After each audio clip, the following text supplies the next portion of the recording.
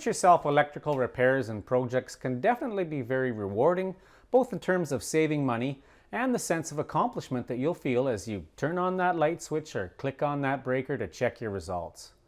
However, if you do it incorrectly or in an unsafe manner, your time will be wasted. Not to mention that you can cause some serious damage to your property, to yourself, or to others. And it's quite likely that you'll end up paying more to have the work redone correctly if you do mess things up. So to help you out, here's the 7 words you can't say on television. Oh, wait a minute, sorry, I picked up the wrong script. That was an old George Carlin bit. Very funny, but very dated. Those 7 words are all acceptable now. Here's what I was going to say. So here are the 6 questions that you need to ask yourself before you tackle a home electrical replacement or a repair. Question number 1. Do you have the aptitude to do electrical work? Do you have the interest and aptitude for taking on the project and the desire to do it right? Or are you looking just to save money? You see, electrical work is not something to be taken lightly. A mistake or an incorrect installation could cause property damage and serious injury or even loss of life. However, armed with the correct knowledge and the right tools and the desire to do it right, that's the formula for success. So number 2, you need to be aware of the code rules for your area. Do you have a basic understanding of the National Electrical Code, the NEC in the States, or the Canadian Electrical Code, the CEC in Canada, or the rules in any place that you may be? These books are the Bible that all electricians and do-it-yourselfers must follow religiously. The rules identified and spelled out in these publications have been compiled from many years of experience from all aspects and areas of the electrical industry. The rules are under constant scrutiny and changes are made when necessary to accommodate new developments in technology and to adapt to the information gathered from practical experience. So in essence, you get the benefit from someone else's mistakes. Of course, you don't need to become an expert in the code and know and understand everything in there. You just need to focus on what applies to your situation. For example, if you're going to add a receptacle to your kitchen or outside patio, does it have to be protected by a GFCI circuit? And if so, what are the options for providing that protection?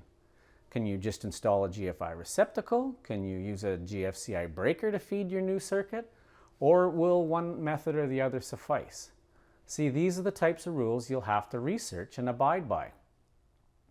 Now, you're not going to have to understand the full code and learn how to calculate the load demand for a 20-unit apartment complex, just the things that apply to you. So I put links to the NEC and the CEC websites below in the video description for your reference. So question 3, can homeowners do their own electrical work? Are you allowed to do this work at all? See, building codes are usually developed and enforced by your local municipality, that county, municipal district, village, city, or town. So the first step is to check with them to see if you can obtain or if you're allowed a homeowner's electrical permit. Now, only qualified licensed electricians or authorized persons are normally permitted to alter or install electrical systems.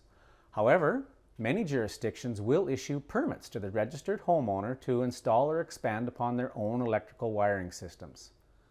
This system is in place to allow competent persons to do some of their own electrical work and to ensure that an electrical inspector checks the installation for compliance with the code. So many minor projects, such as simple replacement of a faulty or broken device, don't necessitate a permit, but it's always best to check. Now, a few well-placed phone calls will soon have your answers. Question 4. Does your house insurance permit you to do your own electrical work? Will your house insurance cover you for a loss that may occur from your improper installation of an electrical wiring system? My opinion here is that without following the permitting process, don't count on your insurance company having any sympathy for your loss. And best to get it in writing even if they do give you a verbal okay to do this work. Insurance companies love to collect your premiums every month, but should something happen and you have a claim, they usually would do like nothing better than to avoid paying that and deny it. So CYA, cover your arse, is always a good philosophy to live by. Question 5. Do you have all the necessary tools, or can you borrow or rent them? Electrical work requires proper tools to do the job correctly. Not using the correct tools for the specific job can result in poor quality and/or unsafe conditions. For a comprehensive list of tools that you should have as a home electrical DIY warrior, I've prepared a great list on my website, and the link to this article is also below in this video description. So don't try to strip wires with a steak knife or use a butter knife as a screwdriver. And last but not least, after having addressed the first 5 questions above, you must ask yourself question number 6. Do you have the time? Is it worth your time and effort? We're living in a very busy world, and with all the time commitments you already have and keeping in mind the other things you'd like to do but you just can't seem to find the time for, can you realistically take on and, more importantly, finish the project or repair? One important consideration is that learning a new skill takes time. And a professional performs those tasks on a daily basis, and they can complete the job in a fraction of the time that an eager DIYer can do it. So make sure you allot yourself enough time to not only start but finish the project and to get it done right. A good friend of mine once started a major kitchen renovation, and he was a bachelor at the time, so living with a kitchen that had no cupboard doors and stepping over a stack of wallboard in his kitchen didn't seem to bother him for 5 or 6 years, but when he finally met the right girl and got married, you can bet that all changed in a hurry. So my intention here is not to scare you off. I just want to make sure that you're aware of everything that's involved and to ensure that you follow the proper procedures.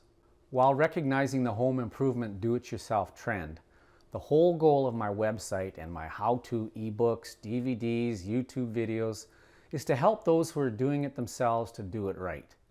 So with the proper guidance and the right attitude, there's no reason that the properly instructed amateur cannot safely and correctly take on most small electrical projects and repairs. Another question for you.